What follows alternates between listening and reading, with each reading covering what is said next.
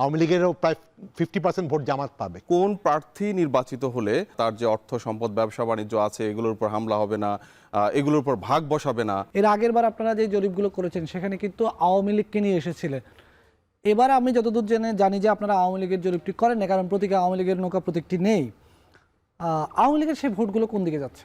হ্যাঁ, এইবার আমাদের জরিপে একটা ব্যাপার ছিল যে আমরা কিন্তু এবারে জরিপ করেছি তাদেরকেই যারা গতবারের জরিপগুলিতে পার্টিসিপেট করেছিল। হ্যাঁ, তো সেখান থেকে কিন্তু আমরা জানি যে কারা কারা আওয়ামী লীগের ভোটের ব্যাপারে আগে বলেছিল তারা আওয়ামী লীগকে ভোট দিবে। তো এইবার যখন আমরা করলাম তখন দেখলাম যে প্রায় 50% তারা এখনো ঠিক করেনি কাকে ভোট দিবে, অথবা তারা বলতে ইচ্ছুক না। বাট যেই 50%-এর মতো, অ্যারাউন্ড 50%-এর মতো বলেছে, তাদের মধ্যে 2/3 বিএনপিকে তারা ভোট দিবে এবং 1/3-এর মতো রাফলি জামাতকে ভোট দিবে। তো দেখা যাচ্ছে যে আওয়ামী লীগের যে ভোটটা মানে শিফট হচ্ছে, আওয়ামী লীগের অনেক সাপোর্টার হয়তো ভোট দিতেই যাবে না, কিন্তু যারা যাবে তাদের মধ্যে মানে একটা মেজরিটি অংশ বিএনপির দিকে ভোট দেওয়ার ব্যাপারে আমাদের কাছে জানিয়েছে। তো এই জন্য হয়তো আওয়ামী লীগের ভোটের বেনিফিটটা বিএনপি পাবে বেশি যতটুকু না জামাত পাবে।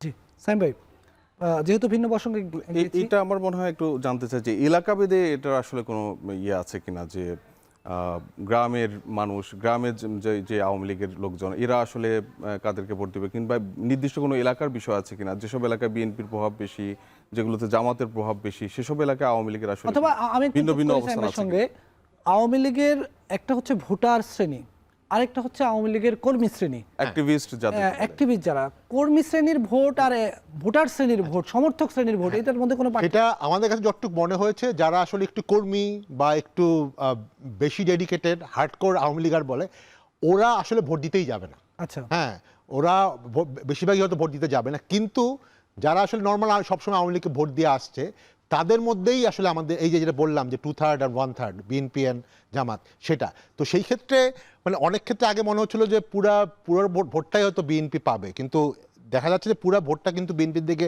যাচ্ছে না। এবং সেক্ষেত্রে আবার লোকাল ফ্যাক্টর আছে অনেক জায়গায়, যে সেই সকল জায়গায় খুব স্ট্রং জামাতের ক্যান্ডিডেট আছে বা জামাত অনেক বেশি ডোর টু ডোর ক্যাম্পেইন করেছে, তো সেই জায়গাগুলিতে কিন্তু আবার দেখা যাচ্ছে যে জামাত হয়তো আওয়ামী লীগেরও প্রায় 50% ভোট জামাত পাবে, কিন্তু জেনারেলি যে সকল জায়গায় জামাত অত স্ট্রং ক্যান্ডিডেট না বা জামাত খুব বেশি স্ট্রং না, সেই জায়গায় জামাত হয়তো অনেক কম ভোট পাবে। আওয়ামী লীগের ভোটের কথা যদি বলি, ভোটের মাঠে তো তাদের নিশ্চয়ই এখনো অনেক ভোটার আছেন, কিন্তু এই ভোটগুলো নিয়ে যেটি জরিপে উঠে এসছে, যে ফলাফল দিল, এটা নিয়ে রাজনৈতিক দলগুলোর তো নিশ্চয়ই নানা ধরনের মেকানিজম আছে। এই মেকানিজমগুলোকে কিভাবে বিশ্লেষণ করা যায়? এই মেকানিজমের মূল বিষয় হচ্ছে যে আমি মনে করি যে রাজনৈতিক দলগুলোকে প্রত্যেক নাগরিককে নাগরিক অধিকারগুলোকে নিশ্চিত করা, এর হচ্ছে বড় বিষয়। যে আপনি কারোর উপর অন্যায় আচরণ করবেন না, তার অধিকার যেন সুরক্ষিত থাকে, সেজন্য আপনি যদি নির্বাচিত হন আপনি সেজন্য কাজ করবেন। আপনি অন্যায়ভাবে কারোর উপর হয়রানি করবেন না, তাকে হয়রানি কিংবা মামলা কিংবা তার অর্থ সম্পদের উপরে আপনি যে চাঁদার বিষয় নিয়ে আসলেন কিংবা অর্থ সম্পদ এদের উপরে আপনি ভাগ বসালেন, এ ধরনের কিছু করবেন না। এটা হচ্ছে আসলে গুরুত্বপূর্ণ, সেটা আওয়ামী লীগ হোক, বিএনপি হোক, জামাত হোক। আপনি নাগরিক অধিকারগুলো, নাগরিক সুবিধাগুলো যদি সবার ক্ষেত্রে নিশ্চিত করেন, নাগরিক হিসাবে একজন আওয়ামী লীগ হোক, একজন বিএনপি হোক, একজন জামাত হোক, একজন সাধারণ মানুষ হোক, তিনি চান যে তার অধিকারটা আসলে নিশ্চিত হচ্ছে কিনা, তার অধিকার কোথাও খর্ব হচ্ছে কিনা।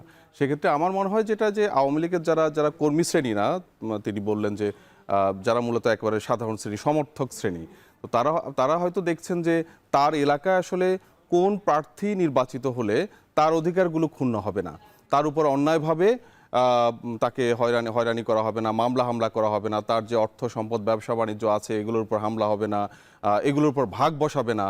এই বিষয়গুলো হয়তো তারা খেয়াল করে আসলে রায় দিবেন। আর আরেকটু হলো যে রাজনৈতিক বিষয়টা আমার মনে হয় এটা জাতীয় রাজনীতির বিষয়।